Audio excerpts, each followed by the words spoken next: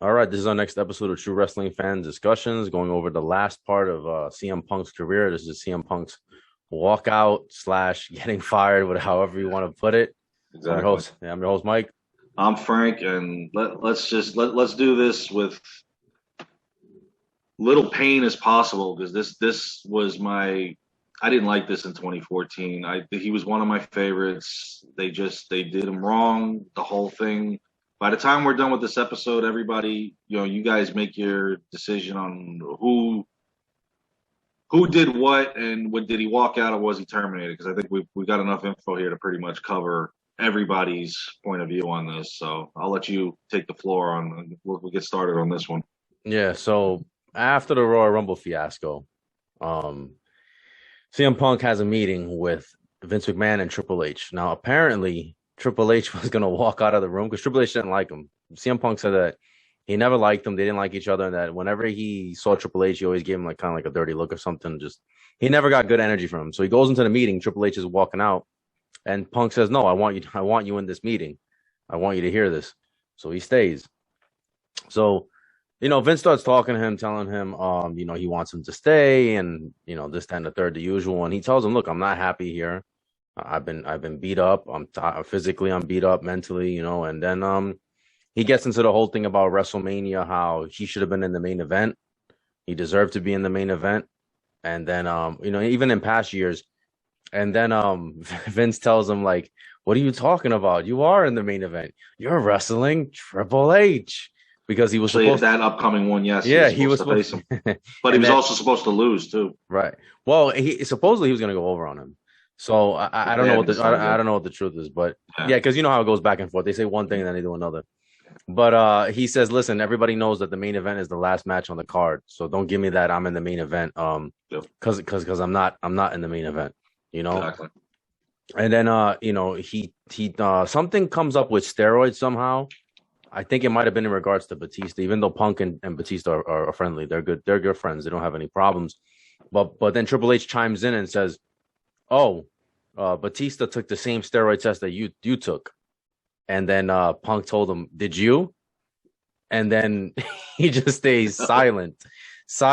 Didn't say a word about it. So that tells you read between the lines on that one. Yes. And there's a little bit of another story with Scott Steiner with a similar incident where Scott Steiner was on his way to sign with WWE, and I forget who he's in the car with, one of the agents or something like that, and they wanted him to take a steroid test, and he said, "Okay, go pick up Triple H, and we'll take the steroid test together." And that he said they never asked him about a steroid test ever again, ever again. So I figured Nice. it's worth Uh, mentioning, yeah.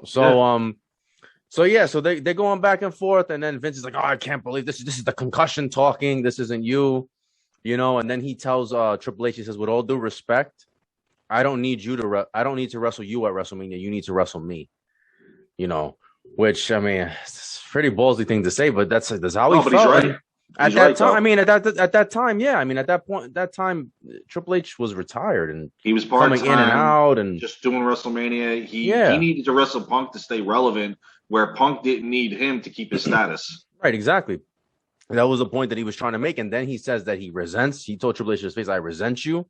He's like, "I'm still upset about what happened a couple of years ago when you squashed me. I was red hot, I was white hot, and you came in and he told Vince, you fed me to this guy."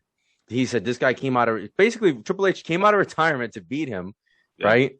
To squash his mega rise. And then Triple H goes right back into retirement after that. He didn't even stick around, you yeah, it know? made no sense. So he was There, upset. there was a personal vendetta there, definitely. Yeah. So then, and yeah, because he had said things about Punk that Punk looked fat, because Punk wasn't muscle bound. He had made At comments one about at it. one point in 2013, he started looking that way. Like he didn't have that fit look that he had a year prior as a champion. He changed his beard look, his hair. You could tell in his physique a little bit that he kind of let it go slightly. But towards the end of 13 into 14, he got it back. Yeah, but he was never muscle bound. I think was more the No, point. no, He no, no. wasn't. Yeah, He was never a big guy. He said similar things about other people. Triple H has no, said he was a similar light things about other heavyweight. people. Yeah. So they get into the whole back and forth. He brings up Daniel Bryan. He said that everyone knows that Daniel Bryan should be in the main event, not Batista. Because remember, this is before WrestleMania. which they eventually pivot and they get Daniel Bryan in there. Because this is the one that Batista came back and won the Rumble. Yeah, and got booed out of the damn building. Yes, he did, because nobody wanted him there. Right, and he explained Daniel Bryan was on fire, and just like I was on fire before, and this is his year and it's his time, and he should be in the main event, not bringing back Batista. You brought him back, and he gets booed out of the building. You're setting up an Orton Batista match that we've seen a dozen times already. And why isn't Bryan in the main event? But eventually he gets there. But it's the fact that they had to do all of that. Because Bryan took Punk's spot. That's what happened. The only reason that he got into the main event is because, one, Batista got booed out of the building, and two, Punk left. So he basically took Punk's spot. That's what happened. Yeah, and Bryan did that whole Occupy Raw that night to get himself into it, and which shouldn't have had to happen. Yeah, I agree. Yeah, so he says it was, the meeting was really bad, and that Vince wanted him to stay, and he's like, well, I'm gonna I think he told him that he's gonna suspend. He said, Punk said he was gonna walk out. He's gonna leave. He says he can't. But he didn't really quit. He was just like, right now, I can't do this. And basically, I believe Vince told him he's gonna suspend him temporarily. He's just gonna suspend them. And he said that Vince had tears in his eyes, and Vince hugged him, and he said that Triple H shook his hand or whatever, and he left. All right, yeah. So so Punk walks out, goes home, and then Vince later on, in a conference call to the investors, says that Punk is just taking a sabbatical, just to keep them at ease, because obviously they want him there, right? So I forget when he gets married to AJ. Do you remember what month it was? It was maybe a couple months later. Probably in the spring. It was in June. Okay, so this is how many months is that? That's like 5 months. Yeah, because in February is when that Vince announced the sabbatical. Okay. And he was suspended 2 months for walking out on Raw. And okay. The funny thing is, we'll get into this. Punk said he was never contacted about his suspension being over.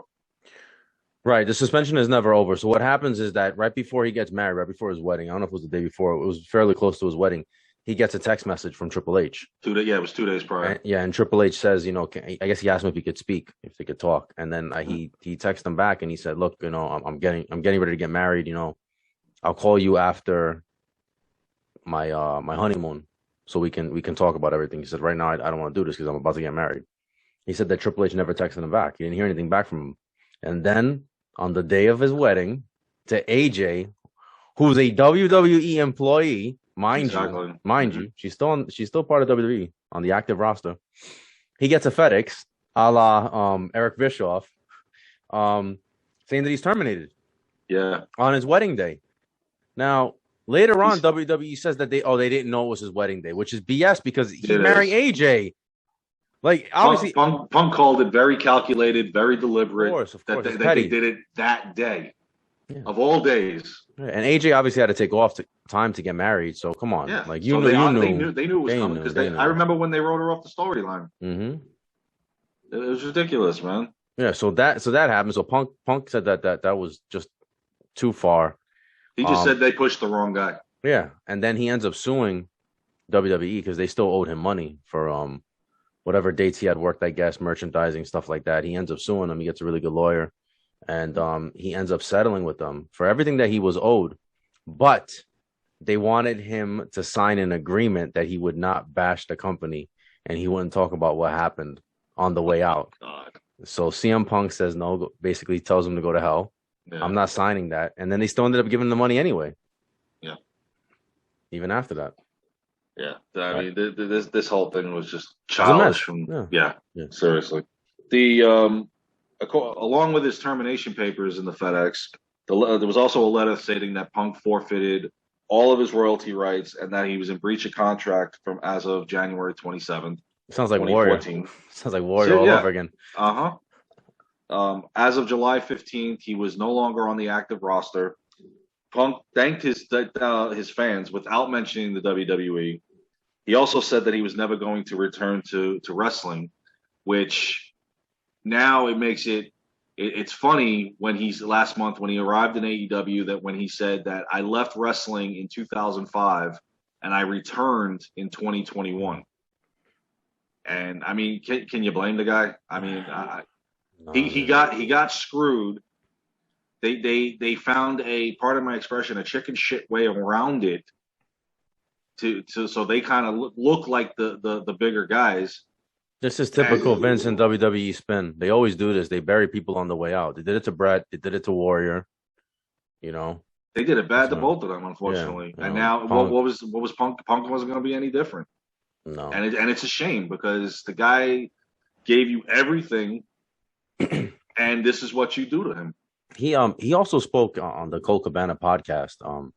He also spoke about some things that he felt like there was a double standard within the company that he didn't like. He mentioned that there was a time he was trying to like get advertisements on his trunks or something like that, and they didn't let him do it. And then Brock Lesnar comes in, and Brock Lesnar has the advertisement, the Jimmy Johns. That I guess he carried that over from when he was with the UFC. I think he had that endorsement.